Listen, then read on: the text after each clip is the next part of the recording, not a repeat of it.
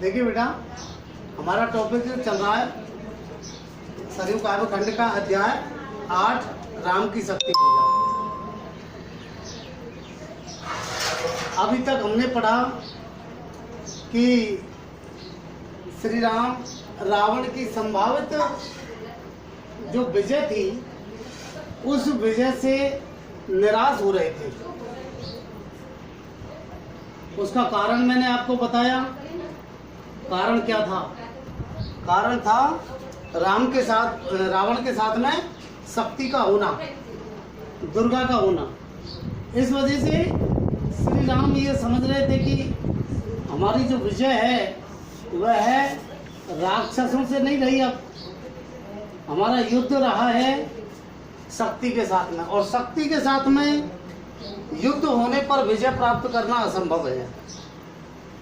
इस वजह से वे अत्यधिक निराश हो रहे थे। उनकी निराशा को देख करके और जामवंत जी ने उनसे कहा कि रावण जब अधर्म में लीन है और फिर भी दुर्गा उनका साथ दे सकती है, तो हे श्री राम, आप भी उसी दुर्गा की शक्ति को प्राप्त करिए। तो श्री राम ने उनकी सलाह से दुर्गा की आराधना प्रारंभ की और 9 दिन तक उनकी आराधना की। वे अपनी आराधना के बाद रोज एक नील कमल दुर्गा के चरण कमलों में चढ़ाया करते थे। श्री राम ने दुर्गा के मौलिक रूप की आराधना की। कौन से रूप की? मौलिक रूप की आराधना की, शत्रु मर्दनी रूप की। तो रोज वो एक नील कमल चढ़ाया करते थे। अंतिम दिन जब उनका जप पूरा हुआ तो आंखें बंद करके और दुर्गा के जो दोनों चरण थे उनका वो ध्यान कर रहे थे। उसके बाद वो नील कमल चढ़ाने के लिए उन्होंने हाथ आगे बढ़ाया।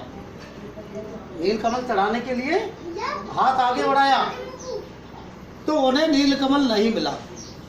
जब नील कमल नहीं मिला तो उनका मन व्याकुल हो गया और वो बिल्कुल विचलित हो गए कि अब मेरी आराधना अधूरी रह जाएगी। इस बात से उन्हें इतना दुख हुआ कि उनकी आंखों में आंसू भर आए और फिर उन्हें सीता जी का ध्यान आया कि मैं सीता जी का उद्धार नहीं करवा पाया, अर्थात रावण से मुक्ति नहीं दिलवा पाया। तो वो अत्यधिक जब दुखी हुए तो उन्हें अपने जीवन पर फिर निराशा हो रही थी कि ऐसे जीवन को धिक्कार है जिसमें हमेशा विषम परिस्थितियों का सामना करना पड़ा हो।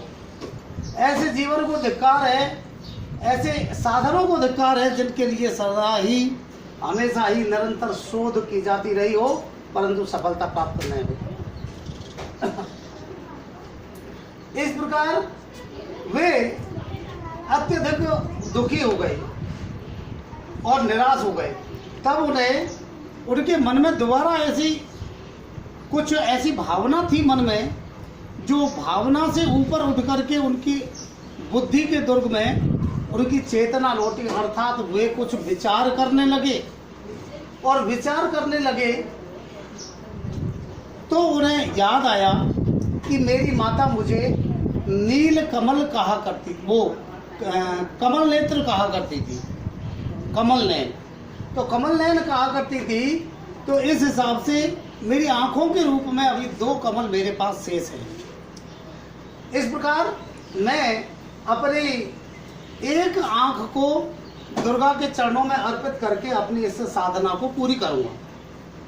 जब उन्होंने ये साधना, जब ये निश्चय किया कि मैं अपनी एक आंख को दुर्गा के चरणों में चढ़ाऊंगा, तो फिर वे अपने तूणीर की तरफ उन्होंने देखा जिसमें ब्रह्मास्त्र जो है उनका जो फलक था उसकी जो नोक थी वो झलक रही थी।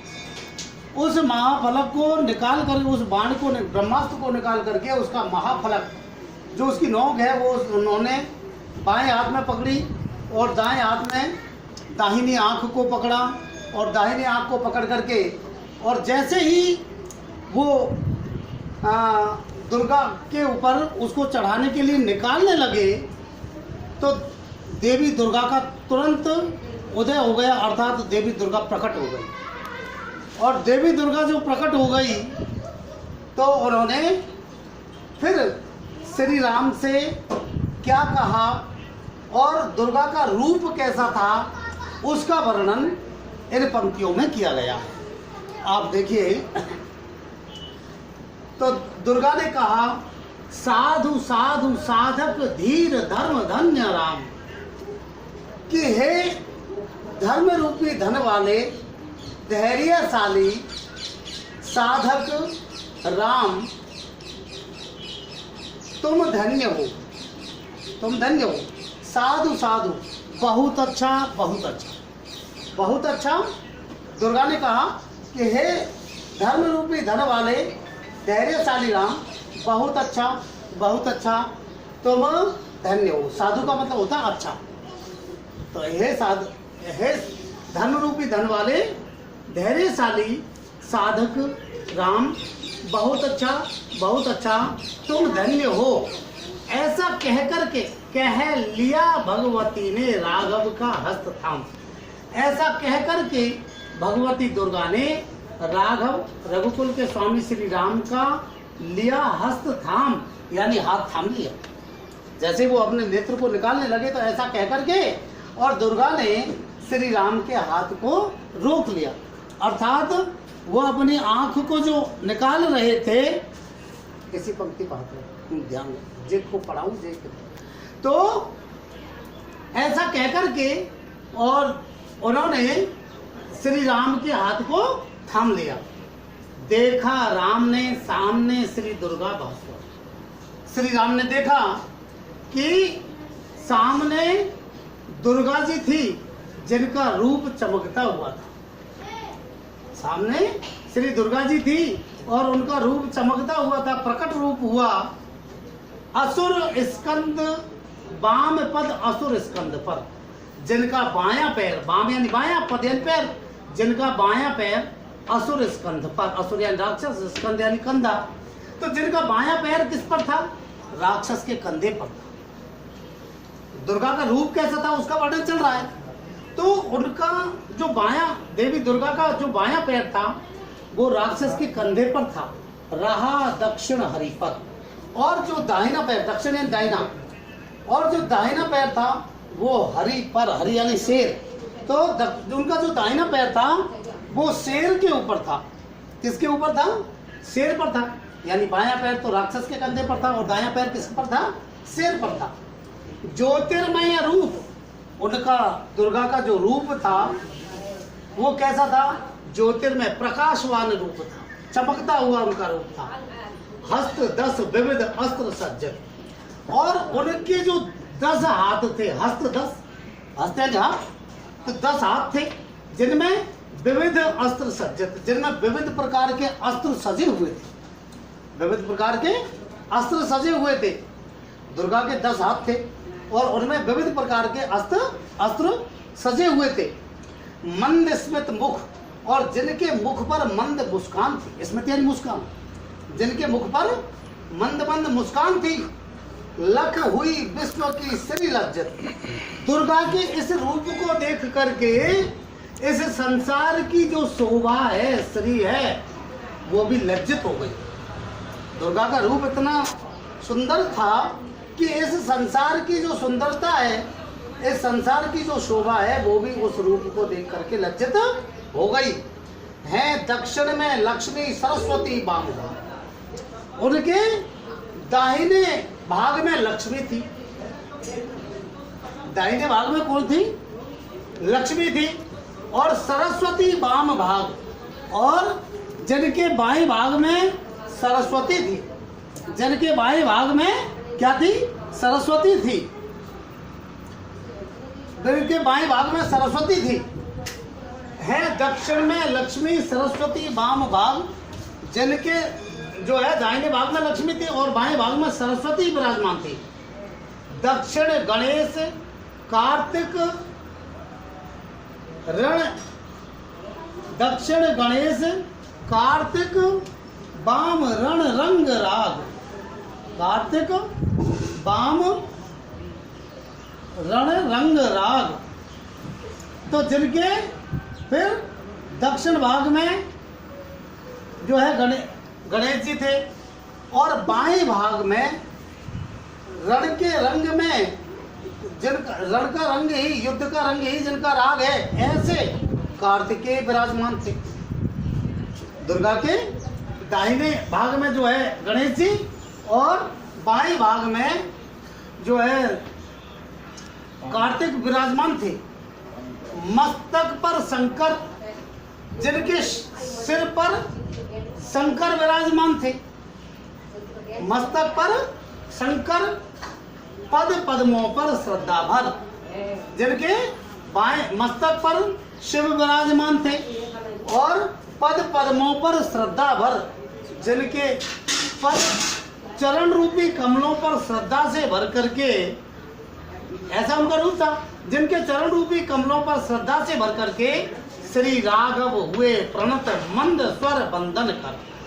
श्री राघव जो है मंद स्वर में वंदना करके और उनके चरण कमलों पर श्रद्धा से भर करके झुक गए, प्रणत हुए यानी झुक गए। तो पद पद्मों पर श्रद्धा भर श्री राघव हुए प्रणत मंद स्वर वंदन कर। तो जिनके चरण कमलों पर श्रद्धा से भर करके जो है मंद स्वर में वंदना करके और श्री राघव श्री राम प्रणत हुए यानी कि झुक गए, यानी कि उन्होंने उनके चरण कमलों में प्रणाम किया, मनी मन में वंदना करके। होगी जय हे पुरुषोत्तम नवीन, कहे महाशक्ति राम के बदन में हुई लीन। महाशक्ति दुर्गा ने श्री राम से कहा कि हे पुरुषोत्तम, नवीन पुरुषों की नवीन मर्यादा को दिखाने वाले, बताने वाले पुरुषोत्तम, पुरुषों में उत्तम श्री राम, आपकी जय हो, आपकी विजय होगी, आपकी विजय होगी, आपकी विजय होगी। ऐसा कह करके महाशक्ति दुर्गा श्री राम के शरीर में लीन हो गई। ऐसा कह करके जो है महाशक्ति दुर्गा श्री राम के बदन में लीन हो गई। इस प्रकार से जो है श्री राम विजय की ओर बढ़ने के लिए शक्ति को जुटा पाए। तो ये आपका जो अध्याय है वो पूरा हुआ।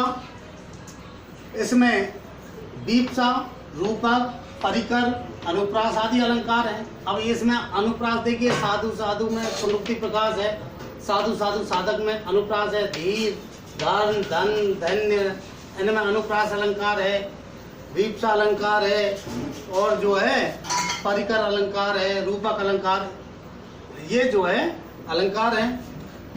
दुर्गा देवी का सपरिवार जो है जो वर्णन है वो सपरिवार वर्णन बंगाल की शक्ति साधक परंपरा के अनुसार किया गया है। मतलब सूर्यकांत त्रिपाठी नराला पश्चिम बंगाल के थे, ये आप जानते हैं। तो बंगाल में शक्ति की आराधना की जाती है, बंगाल में शक्ति की आराधना की जाती है। तो ये जो दुर्गा देवी का सपरिवार, उसके सपरिवार वर्णन, उसकी सपरिवार आराधना की जाती है। तो इसीलिए दुर्गा देवी का जो सपरिवार वर्णन है वो बंगाल की शक्ति साधक परंपरा के अनुसार किया है कवि ने। अब शक्ति के दिव्य रूप एवं श्री राम की कठिन साधना की व्यंजना हुई है। शक्ति का जो दिव्य रूप है उसको बताया गया है। श्री राम ने जो कठिन साधना की शक्ति की उसको भी बताया है। श्री राम की शक्ति की पूजा करना तथा शक्ति द्वारा आशीर्वाद देकर के शरीर में तेज राशि का समावेश करना वर्णित है। श्री राम की शक्ति की पूजा करना तथा शक्ति द्वारा आशीर्वाद देकर शरीर में तेज राशि का समावेश करना वर्णित है, यानी वर्णन किया है शक्ति की आराधना करने का। और जो है शक्ति द्वारा आशीर्वाद दिया और आशीर्वाद देकर के उनका तेज रूप जो है राम में समावेश हो गया। इसका वर्णन किया कवि ने। ये कवि की आस्थावादी चेतना का प्रतीक है। किसका प्रतीक है? आस्थावादी चेतना का प्रतीक है। यानी आदमी को निराश नहीं होना चाहिए, इस बात को प्रकट किया गया है। ठीक है, आस्थावादी चेतना का प्रतीक है। तत्सम व तद्भव शब्दावली युक्त खड़ी बोली हिंदी भाषा का प्रयोग हुआ है पूरी कविता में, और मुग्धा छंद है, आधुनिक काल की रचना है। इस प्रकार से यह अध्याय आपका पूरा हुआ। इसके बाद आज मैं आपके प्रश्नोत्तर और डाल दूंगा, और प्रश्नोत्तर आप पढ़िए, इसको पढ़िए। ठीक है, आज के लिए इतना।